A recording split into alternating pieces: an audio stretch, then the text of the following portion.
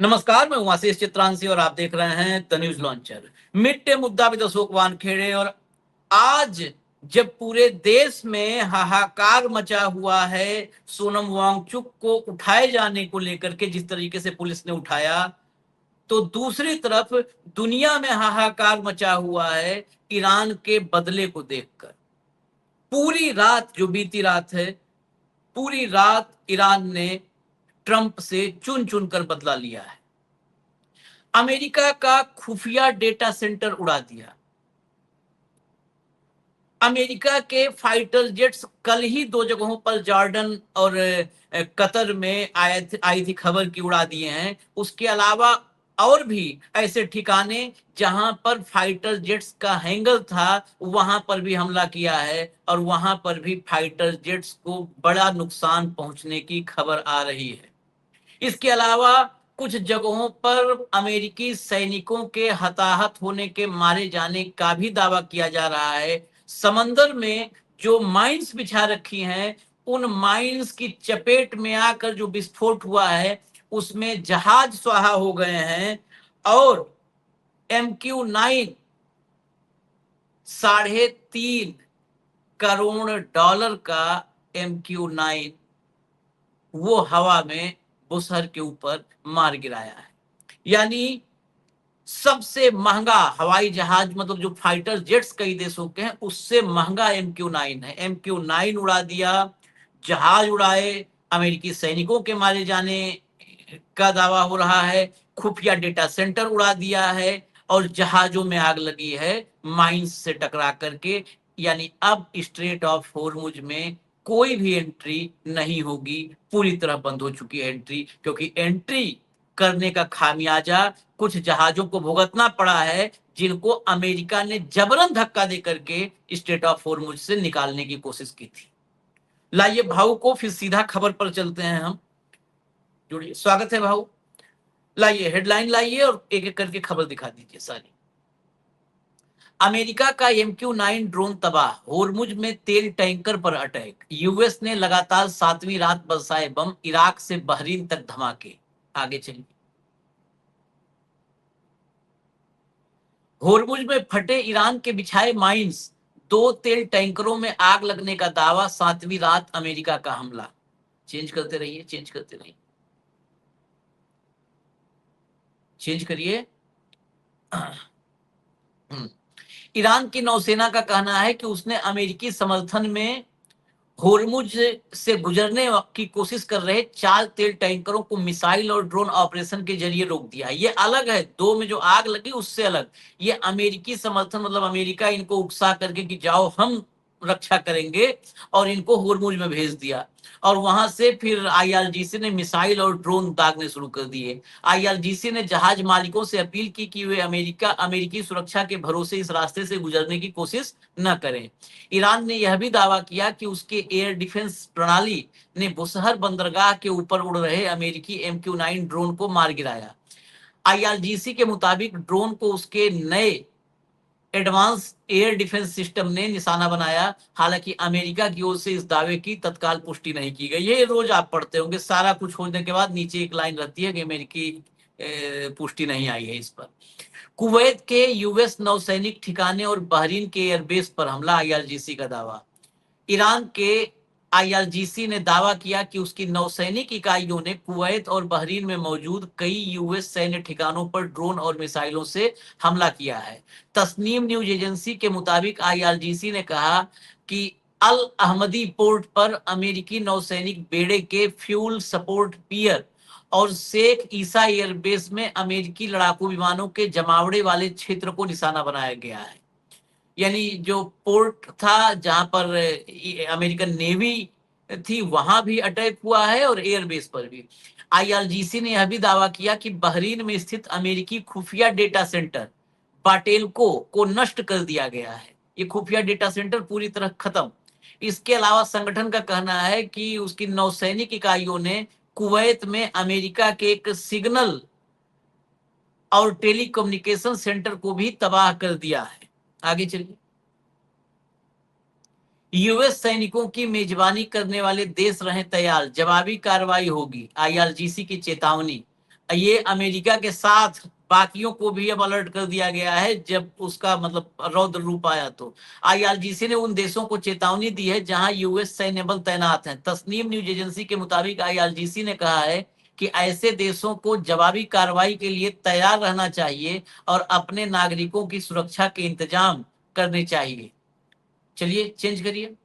Iran का दावा, अगला देखिए, ईरान का दावा, बहरीन में यूएस एयरबेस पर मिसाइल हमला हमला ईरान की सेना ने दावा किया है कि उसने बहरीन में मौजूद यूएस सैन्य ठिकानों पर मिसाइल हमला किया है। तस्नीम, आगे चलाइए भाई। तस्नीम का कहना है, तस्नीम न्यूज एजेंसी का कहना है कि ईरानी सेना का इस हमले में शेख ईसा एयरबेस के aircraft hanger, parking area, fuel tank और कई संपर्क पुलों को निशाना बनाया गया।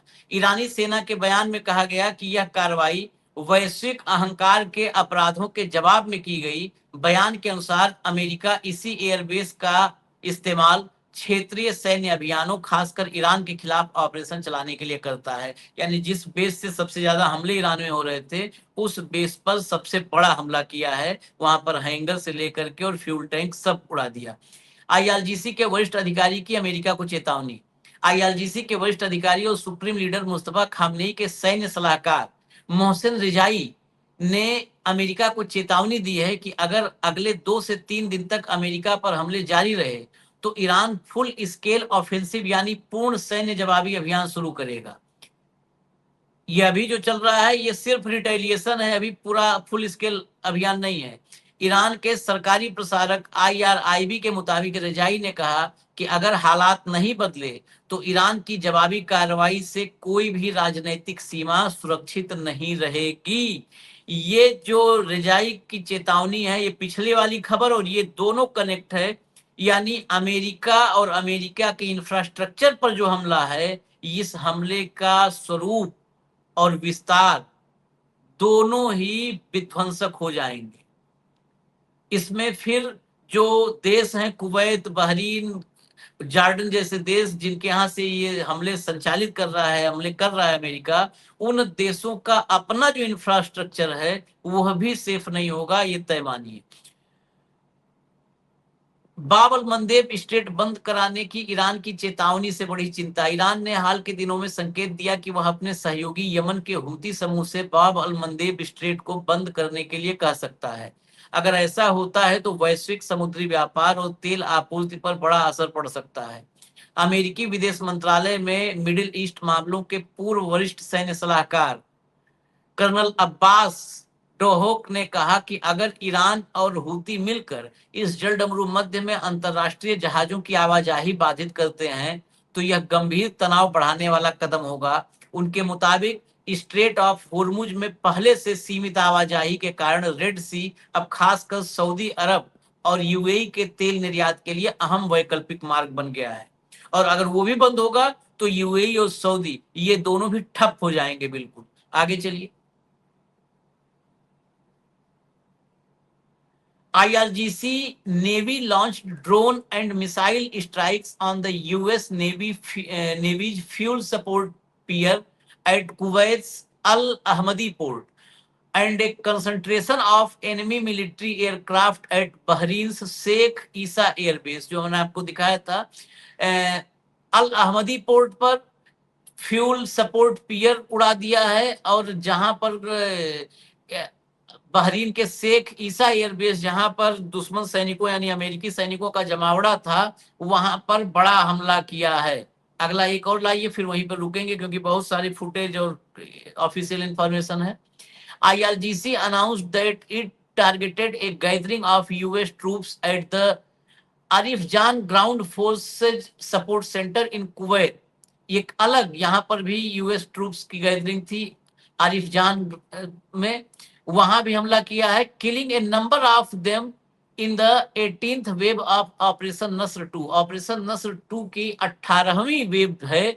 इसमें आईआरजीसी का दावा है कि killing a number of them मतलब अमेरिकी ट्रूप्स में जो हमला हुआ उसमें कई मारे भी गए हैं, कईयों को आईआरजीसी ने मार दिया है, उसमें मौत हुई है। बस यहां पर रुकिए भाऊ। कल हमने कार्यक्रम किया था जब फाइटर जेट्स तबाह करने वाला, और वो कहां कहां था, कतर और जॉर्डन में। आज कुवैत टारगेट पर, बहरीन टारगेट पर, और वो ठिकाने जहां यूएस ट्रूप्स की गैदरिंग थी और वो जहां पर युद्ध पोतों के लिए एयर फ्यूलिंग पियर थे, वहां पर तबाही मचाई है। और पूरी रात जो सबसे विध्वंसक रात थी, ये पिछली रात थी। क्या अभी भी अमेरिका फिर बातचीत के टेबल पे आएगा कि इस विध्वंस को आगे बढ़ाएगा? इस विध्वंस को आगे बढ़ाएगा, और विध्वंस को आगे इसलिए बढ़ाएगा, बातचीत के टेबल पे अमेरिका एक कंडीशन में आ सकता है, जो आपके ओपनिंग रिमार्क्स में आपने जो कह दिया, मतलब जो आईआरजीसी का स्टेटमेंट का वक्तव्य का आपने ये दिया, हवाला दिया, कि उन्होंने अब अमेरिका के मित्र देशों को आगाह किया है कि आप अपने जनता की जान माल की सुरक्षा करने का प्रबंध करें। इसका मतलब जो रिटेलिएशन अमेरिका ने किया है उनके ऊपर, ईरान के ऊपर, तो ईरान के वो लगातार आर्मी एस्टेब्लिशमेंट पे हमले करते थे, ईरान रिटेलिएट करता था। लेकिन ईरान के हमले कई फोल्ड तीव्र और घातक हो गए हैं जब सिविल इंफ्रास्ट्रक्चर को हानि पहुंचाना शुरू किया, खासकर रेलवे लाइन का पुल उड़ा दिया, रेलवे लाइन को नुकसान पहुंचा दिया, कुछ पुल नुकसान करवा दिए, एक बच्चों के कैंसर हॉस्पिटल को टारगेट किया था, मैं तो ये आरोप लगाता हूँ, वो गलती से मिस हो गया, साइड को गिरा, नहीं तो एक बहुत और बच्चों की कैजुअलिटी सामने आती। जब एक अमानवीय चेहरा और विद्रूप चेहरा अमेरिका का सामने आ रहा है दुनिया के, तो कौन कब तक एथिक्स और प्रिंसिपल की बात करेगा? उसके बावजूद भी ईरान ने लगातार, मुझे तो लगा जब सिविल इंफ्रास्ट्रक्चर पे हमले हुए तो शायद ईरान, ये मेरा वक्तव्य भी था एक कार्यक्रम में, कि शायद ईरान अब मित्र देशों के सिविल कंस्ट्रक्शन पे हमला करके जवाब देगा, लेकिन फिर भी ईरान ने संयम रखा, हैट्स ऑफ टू ईरान। और इसके बाद ईरान ने पूर्ण लॉजिस्टिक, देखिए लगातार 3 दिन की जो हमारी चर्चाएं हैं, उसमें क्या टारगेट हो रहा है? टारगेट हैंगर्स हो रहे हैं, टारगेट ग्राउंडेड जो ग्राउंड पे खड़े हैं प्लेन हो रहे हैं, चॉपर्स हो रहे हैं, फ्यूल टैंक हो रहे हैं, फ्यूल सप्लाई और रडार और पेट्राइट जो बैटरी था उसको नुकसान पहुंचाया। मतलब अभी भी इनका लॉजिस्टिक पे हमले बरकरार है। देखिए, आपके जब लॉजिस्टिक पे हमले हो जाते हैं तो फिर उसका सब्स्टिट्यूट ढूंढना बहुत मुश्किल होता है। यदि आपके फ्यूल टैंक ही वहां बर्बाद हो गए तो उसको फिर रिप्लेसमेंट करने के लिए प्लेन तो आ जाएंगे, अमेरिका से प्लेन तुरंत एक दूसरी खेप आ जाएगी, तैयार या होगी वहां पे। लेकिन सवाल ये है कि वो प्लेन फिर रहेंगे कहाँ और उनको रुकोगे कहाँ? आपका एयरबेस भी नहीं है। क्या सिविल एयरबेस आप उपयोग करोगे? और सिविल एयरबेस यदि आपने उपयोग किया तो फिर ईरान, जिन जिन देशों में उनको मिलिट्री बेस है, सिविल एयरपोर्ट यदि यूज हुआ अमेरिकन प्लेन के लिए तो फिर उन देशों में तबाही होना जरूर, मतलब उसको कोई नहीं रोक सकता, क्योंकि फिर ईरान के पास खुला इन्विटेशन होगा कि आप हमारे सिविल इंफ्रास्ट्रक्चर पे हमले करें, क्योंकि अमेरिका उसको यूज कर रहा है। तो ये 8 देश इस बार बहुत पेशोपेश में फंसे हैं। यदि इन्होंने अमेरिका के प्रेशर नहीं लाया, अमेरिका तो क्या नुकसान अमेरिका का हो रहा है, नुकसान जान-माल का हो रहा है। उस पागल को इससे कोई चिंता नहीं है। लेकिन अमेरिका की जनता खुश है, क्योंकि मतलब अमेरिका की जनता खुश नहीं है, लेकिन अमेरिका की जनता पे कम से कम मिसाइल नहीं गिर रहे। अमेरिका की जनता, अमेरिका में विस्फोट नहीं हो रहे, अमेरिका में कोई जान-माल का नुकसान नहीं हो रहा है। जो नुकसान हो रहा है वो डिफेंस का हो रहा है, और वो इतना भारी नुकसान हो रहा है तो पता नहीं कांग्रेस इसको बाद में कैसा करेगी, कितना पेंटागन अपना कॉस्ट कटिंग करेगा, कहाँ-कहाँ चीज़ों को देखेगा, इसकी तो कोई गणना नहीं, क्योंकि ऑलरेडी जो मात्र 60,000 करोड़, 60 सॉरी 6 मिलियन पे उन्होंने शायद वो किया था कि 10 दिन के हम युद्ध खत्म करेंगे, और ये बजट किया था, वो तो 1 दिन का बजट हो गया अब। जो 10 दिन का बजट था उससे ज्यादा तो 1 दिन में तबाही हो रही है। और अब आप जितनी तबाही करने में खर्चा कर रहे हो तो हो ही रहा है। भाई ईरान के मिसाइल का कॉस्टिंग क्या है, आप अमेरिका की मिसाइल का कॉस्टिंग क्या है? यदि 2 कॉस्टिंग देखोगे आप तो जमीन आसमान का फर्क है। उसके बाद आपका जो पैट्रियट जैसे बैटरी था, जो एयर डिफेंस सिस्टम था, वो पूर्ण रूप से विफल हो गया है। और पैट्रियट की बैटरी खत्म होना, इसका मतलब अबजों रुपए का नुकसान होना। आपको याद होगा साउथ कोरिया से उन्होंने बैटरी शिप करवाई थी युद्ध क्षेत्र में, क्योंकि उनको लग रहा था कि बैटरी की कमी है। उसके बाद हमको लगातार अमेरिका से ये भी खबर आ रही है कि वहां अब मिसाइल की भयानक कमी हो रही है। प्रोडक्शन दिया, लेकिन प्रोडक्शन में 2-2 साल लगते हैं। इनके यहाँ महीनों महीनों में, सप्ताह सप्ताह में मिसाइल और ड्रोन तैयार हो रहे हैं। और जो अमेरिका है उसका इतना भयानक शॉर्टेज हो गया है या स्टोर खाली हो रहा है कई जगह जो रिपोर्ट्स है जो खासकर विदेशी अखबारों में आ रही है कि अमेरिका अपने जितना स्टोरेज था मिसाइल का, ड्रोन्स का, ये पेट्राइट जैसे एयर डिफेंस सिस्टम का, वो मात्र 20% पे आया है। और दूसरी तरफ ईरान की तरफ उनका जो स्टॉक खत्म हो गया वो मात्र 25% है। इसका मतलब 75 बचा है और प्रोडक्शन निरंतर चल रहा है। उनके मिसाइल सिटी को ये कुछ भी नहीं कर पाए। ऐसे में लगातार जो आपके लॉसेस हो रहे हैं, आपने कुछ जो आपने बताया था जो टोही विमान था जो निगरानी रखता है, उसका कॉस्ट क्या है? फ्यूलिंग एयरपोर्ट क्राफ्ट के बहुत ज्यादा कॉस्ट है। ये सारे के सारे नेस्तनाबूत हो रहे हैं। दूसरी बात है जो नेवी हिट हो रहा है, नेवी के कई जहाज भी हिट हुए हैं जो रिपेयर के लिए फिर से रिपेयर मांग रहे हैं। इन तरफ से इन चारों तरफ से घिरने के बाद अमेरिका का तो लॉस है, लेकिन ईरान ने जो खोया, ईरान यदि और इसी तादाद में इसी तीव्रता से हमले यदि उन देशों के सिविल एरिया में करते हैं तो क्या तबाही मचेगी, आप इसका सोच भी नहीं सकते, सोच भी नहीं सकते। क्योंकि जनरली मिलिट्री बेस शहर के बाहर है, शहर से दूर है। यहाँ एक बिल्डिंग गिर गई तो एक बिल्डिंग के चक्कर में 4 बिल्डिंगें और गिरेगी। ये बात भी देख लीजिए। यदि पावर सेंटर पे, पावर सप्लाई पे यदि ड्रोन ने हमला किया तो पूरा शहर ब्लैकआउट हो जाएगा, कम्युनिकेशन सिस्टम हिट हो जाएगा।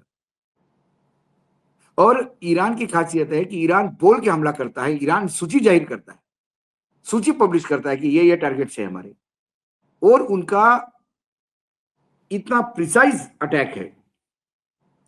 जो आपने कल बैलिस्टिक मिसाइल और उसका जो डिफरेंस बताया, जो इतना प्रिसाइजली होता है कि ना दाएं ना बाएं बराबर टारगेट हिट करता है। तो उससे आने वाला समय यदि आज आईआरजीसी, देखिए आईआरजीसी हवाबाजी नहीं करता। आईआरजीसी और ट्रंप में जमीन आसमान का फर्क है। आईआरजीसी जो बोलता है वो करके दिखाता है, और करके दिखाया है आज तक। कम से कम 28 फरवरी से तो हम यही देख रहे हैं। हाँ, यदि आईआरजीसी ने बोला कि आप तैयार रहिए जान माल के नुकसान के लिए, तो मुझे लगता है कि क्या अगला सोमवार ब्लैक मंडे साबित होगा? क्या अगले मंडे ब्लैक, क्योंकि जो नुकसान अमेरिका का होगा, अमेरिका फिर रिटेलिएट करने का प्रयास करेगा। और अमेरिका ने यदि फिर तीव्रता बढ़ा दी अपनी, तो उसके बाद जो भीषण नरसंहार होगा, मैं नरसंहार इसलिए कह रहा हूं क्योंकि जब सिविल एरिया में गिरेंगे ड्रोन्स और हाँ, ये, कोई बचाने के लिए तैयार नहीं होगा। उसके बाद ही उन्होंने फिर एक बार वार्निंग दी है, रेड सी ब्लॉक होगा तो खाड़ी के 1-2 देश जो है जिनको रेड सी का जिनको एडवांटेज है, वो नष्ट हो जाएगा। फिर क्रूड की कीमतें फिर बढ़ेगी। और ये 2 दिन से हम लगातार कह रहे हैं। इसके बाद तो एक्चुअली 1 महीना पहले आपने इस पे स्टोरी की थी कि रेड सी हूती यदि ब्लॉक करेगा तो कहाँ तक मार पड़ेगी इसको, और हमने पूरा ट्रेड का एक लॉजिस्टिक दिया था कि इतना वर्ल्ड का ट्रेड इफेक्ट हो सकता है। अब वो स्थिति इतनी नजदीक आ गई कि हुदी और सऊदी का जब फिर एक्सचेंज ऑफ फायर हुआ, उसके बाद हुदी ने भी डिक्लेयर कर दिया। हुदी को नकेल कौन डालेगा? अमेरिका कितने जगह नकेल डालने का प्रयास करेगा? अमेरिका ने सऊदी को बता दिया था कि करो, सऊदी को उसका रिप्लाई मिल गया। अब तक बंद है सऊदी के एयरपोर्ट। एयरपोर्ट बंद है, तो अब सऊदी और कितना हिम्मत करेगा? नहीं तो ये पूरे मिडिल ईस्ट के आठों देश में इतनी तबाही मचेगी आशीष, कि ये फिर उसी स्टोन एज में, ये कह रहा था ना कि मैं आपको पत्थर के पाषाण युग में पहुंचा दूंगा। पाषाण युग में कौन पहुंचेगा ये पता नहीं, लेकिन इन 8 देशों का पाषाण युग में जाना बहुत करीब करीब तय हो जाएगा यदि इन्होंने अब अमेरिका पे प्रेशर नहीं लाया तो। आपको और जरा जो आईआरजीसी के तरफ से जो ऑफिशियल, चाहे वो आईआरएनए, आईआरआईबी या प्रेस टीवी जो इंफॉर्मेशन दिया है, जरा दिखाते हैं, और विजुअल्स भी कुछ हैं, लाइए। Watch Iranian missile evades US advance defence system and strikes an American base in Jordan. देखिए एडवांस डिफेंस सिस्टम यूएस का क्या कर रहा था, देखिए अटैक, देखिए विजुअल लाइए।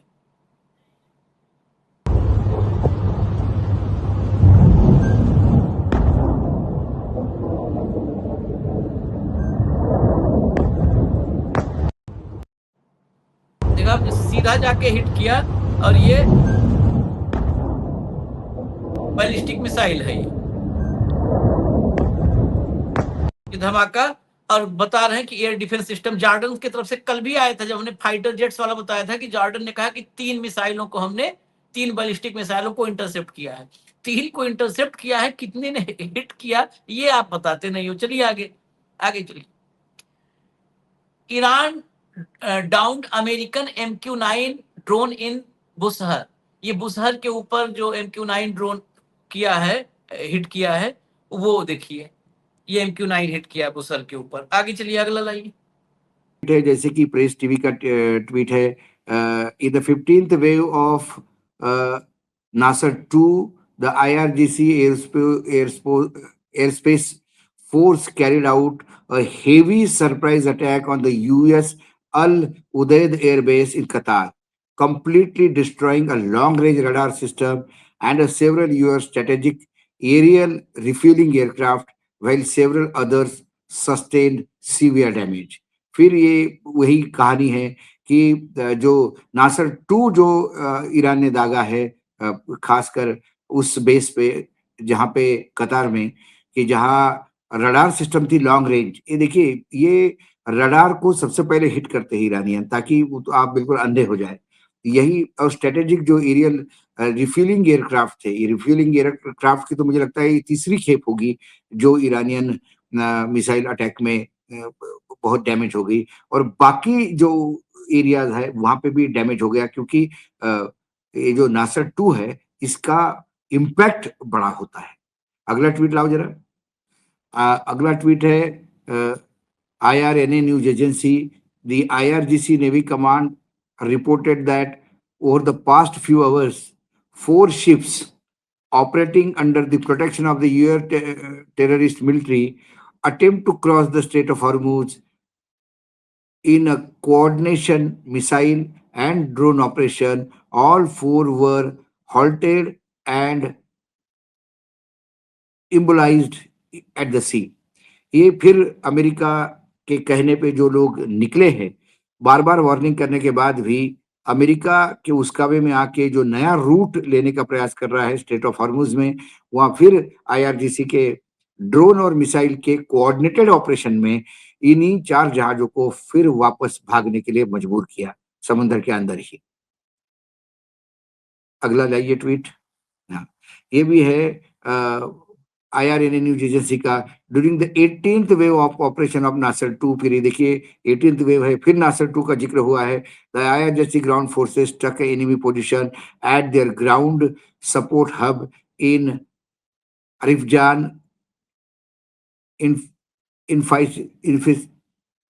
infiltrating numerous facilities. They also carried out a drone attack and destroyed the radar system of the US Al Salem base in Kuwait.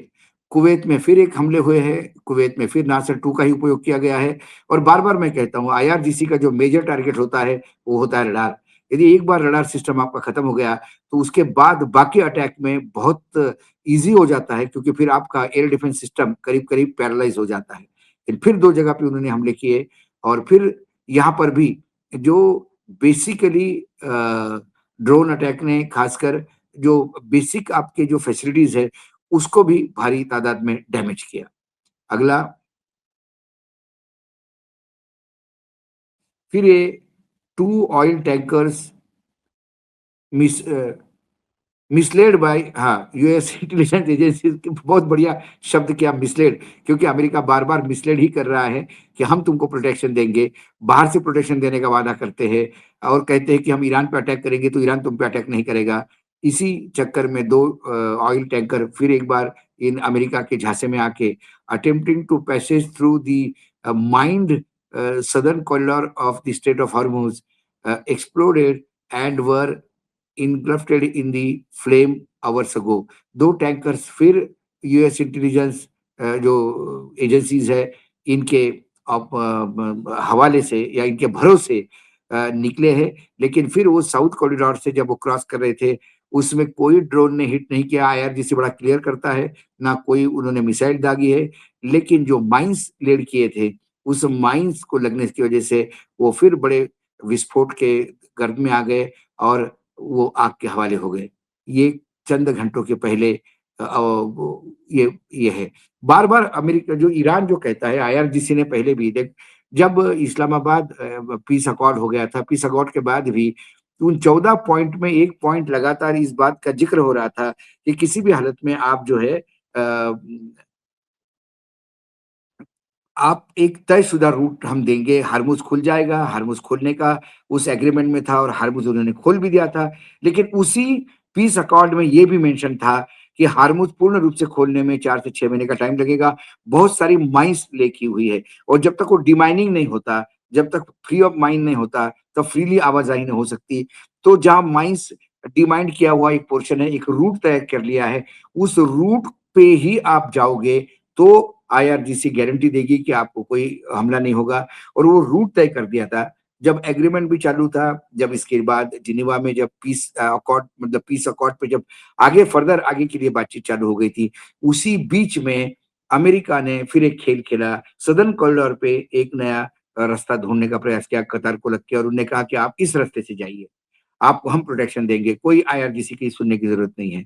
जब उस रूट से जाए तो आईआरजीसी ने फिर वार्निंग देके हिट किया, उसके बाद फिर ये पीस अकॉर्ड रुक गया और बार-बार ये कहता है कि अमेरिका कहता है कि ईरान ने पीस अकॉर्ड का उल्लंघन किया।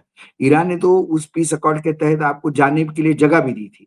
अलग अल्टरनेट रूट क्यों आपने तय कर लिया? और आज का जो दो ऑयल टैंकर का जो हिट हुआ है, वो तो शुद्ध रूप से ये इससे साबित होता है कि आईआरजीसी ने जो कहा था कि माइन्स है, अमेरिका के भरोसे मत चलो। क्योंकि माइन्स जिसने वहाँ रखी है, वही जानता है कि माइन्स कहाँ है और वो डीमाइनिंग करने में टाइम लगता है। इसके पहले डीमाइनिंग के लिए इटली से मदद माँगी थी, डीमाइनिंग के लिए जापानीज़ से मदद माँगी थी, जो डीमाइनिंग के लिए एक्सपर्ट माने जाते हैं। दोनों देशों ने हाथ ऊपर कर दिया कि हम हॉर्मुज़ में डीमाइनिंग करने के लिए नहीं आएँगे। फिर बीच में अमेरिका ने लगातार अपने देश को मिसलीड किया, व्हाइट हाउस ने ये बोल के कि हम डीमाइनिंग के लिए हम हमारे डीमाइनर बहुत अंदर तक घुसे हैं और प्रयास हो रहा है और बहुत जल्दी डीमाइनिंग होगा। बेसिकली यूएस नेवी का कोई भी छोटा जहाज, डीमाइनिंग का जहाज या कोई भी चीज़ इवन छोटी बोट भी हॉर्मुज़ में एंट्री नहीं कर पाई। इनका खेल हॉर्मुज़ के बाहर ही है, जहाँ वो हॉर्मुज़ से निकलने वाले जहाज पे दादागिरी करते हैं, जहाँ भारत के 2 जहाज हिट हुए थे। हार्मुज़ में बहुत पहले नेवी ने कह दिया था कि हम हार्मुज़ में एंट्री नहीं करेंगे। हार्मुज़ एक डेथ ट्रैप है यूएस नेवी के लिए, वो भी जानते हैं। तो कुल मिलाकर ये जो 2 टैंकर आज जलाए, ये फिर इस बात को बताते हैं कि डीमाइनिंग ये यूँ ही गिदड़-भपकी नहीं थी, माइन्स है। इसीलिए आईआरजीसी कहते हैं कि हमसे परमिशन लो और हमारे रूट से जाओ। ये समझ के परे है कि जिनको धंधा करना है, वो आईआरजीसी का सेफ रूट से आए। लेकिन अमेरिका के जितने भी पिट्ठू हैं, उनको अमेरिका को खुश करने के लिए अमेरिका के दिए हुए प्रोटेक्शन पे और आज तक एक जहाज भी बाहर नहीं निकला। हर जहाज या तो हिट हुआ है या वो वापस चला गया है और ये 2 टैंकर तो माइन से उड़ाए गए हैं। अगला ट्वीट है कोई? अगला ट्वीट हाँ, ये आईबी का है, Islamic Republic of Iran Broadcasting government broadcasting की है। News sources by Prince Sultan airbase in Al Kharj, Saudi Arabia, was hit by missile. The base was targeted for hosting US refueling tankers that supported American attack on Iran. Iran पे जो America का attack हो रहा था, उसको refuelling के लिए जो जहाज थे, उनको रिफ्यूलिंग के लिए ये एयरबेस यूज़ हो रहा था। ये सऊदी का एयरबेस है और इस एयरबेस पे फिर मिसाइल ने हमला किया। कौन-सा मिसाइल था? ये अभी क्लियर कट नहीं हुआ है, लेकिन जब मिसाइल से हमला किया है, देखिए ईरान की खासियत फिर एक बार देखिए, उन्होंने कहा कि हमने हमला किया, इसमें उन्होंने डैमेज नहीं बताया, इसमें उन्होंने मिसाइल का ज़िक्र नहीं बताया और मुझे लगता है कि ये इमीडिएटली खबर आई है कि सऊदी के एयरबेस पे जहाँ से लॉजिस्टिक सपोर्ट मिल रहा था अमेरिका पे अटैक करने वाले जहाज़ों को, वहाँ पर हिट हुआ है। अब मुझे लगता है 1-2 घंटे में उस हिट का इम्पैक्ट बाहर आएगा, साथ में कुछ सैटेलाइट मैप भी आएँगे, कुछ फ़ोटोग्राफ्स भी आएँगे, क्योंकि आईआरजीसी ने यदि कहा है कि हिट हुआ है, तो हिट हुआ है। लेकिन फिर देखिए, वो हवाबाज़ी नहीं करते। जहाँ उन्होंने कहा कौन-सा मिसाइल यूज़ किया, वो बताया। उन्होंने ये तक बताया कि क्या-क्या डैमेज हो गया, बाकायदा मैप के साथ बताते हैं। यहाँ उन्होंने कहा कि सूत्रों ने बताया है कि हमने एयरबेस पे हिट किया है और बहुत जल्द ही उसका ही सामने सब चीज़ें आएगी। कुल मिलाकर मुझे लगता है आशीष जी कि आईआरजीसी जो हमले कर रहा है उस प्रिसाइज़ टारगेट पे है और उनको जो लोकेशन मिल रही है, मुझे लगता है कम्युनिकेशन का जबरदस्त सपोर्ट है उनको कि लाइव लोकेशन मिलती है, जो एग्जैक्ट पोजीशन है वो मिलती है, क्योंकि इतने प्रिसाइजली आप तभी हमला कर सकते हो। आपका दाएं बाएं नहीं होता, आपका ऐसा भी नहीं होता कि हैंगर से एक 100 मीटर दूर पड़ा है, एग्जैक्टली हैंगर ही कैसा हिट करता है। चॉपर की सिस्टम में तो जहां चॉपर रखे थे बिल्कुल बीच में जाके यही गिरा, सारे चॉपर उड़ गए। आगे तो ये जो हाँ आगे आखिरी में यही बात जिस पर आप लेके आए उसी पे खत्म करेंगे। नेटवर्क की वजह से मैं बीच में गायब हो गया था। दरअसल भारत के लिए, जब हम भारत के संदर्भ में बात करते हैं, हम अक्सर कोई खबर होती है तो भारत के संदर्भ में जरूर चर्चा करते हैं। ईरान अमेरिकी जीपीएस पर नहीं डिपेंड है, गूगल पर नहीं डिपेंड है। ईरान के पास अपनी जो टेक्नोलॉजी वो डेवलप कर रहा है, कर ही रहा है, उसको चीन के जो है डिवाइसेस से और चीन के जरिए उसको सटीक इंफॉर्मेशन मिलती है, लोकेशन वगैरह की सब ट्रैकिंग जो है, सैटेलाइट ट्रैकिंग सब चीन के जरिए मिलती है। भारत विश्वगुरु बनने का बात करता है जिसके पास अपना जीपीएस नहीं है, जिसके पास अपना कोई ऐसा सिस्टम नहीं है जिसके जरिए कभी भी जो वॉरफेयर, अब आगे का वॉरफेयर ऐसे नहीं होने वाला है कि सामने घोड़े पे बैठ करके तलवार भांजते और भाला लेके आएंगे, वो वॉरफेयर नहीं। आगे सारा का सारा जो है इलेक्ट्रॉनिक वॉरफेयर, अब दुनिया उधर बढ़ चुकी है, वहां पर सेटेलाइट से आगे तो सेटेलाइट से जैम कर दिया जाएगा। आज भारत उधार के सिंदूर पर है, सब कुछ ठीक नहीं है, नहीं नहीं, यहाँ हमारे पास आशीष जी, एयरक्राफ्ट है, मुझे सब याद है। है मुझे याद है न्यूज लॉन्चर पे एक प्रोग्राम भी किया था कि हमारे देश के सारे सेटेलाइट जाम हुए थे कुछ समय के लिए। 10 सेटेलाइट के करीब, 10 10 सेटेलाइट। सेटेलाइट के पूरे जाम किए गए थे और वो बाद में पता पड़ा कि वो चाइना का खेल था।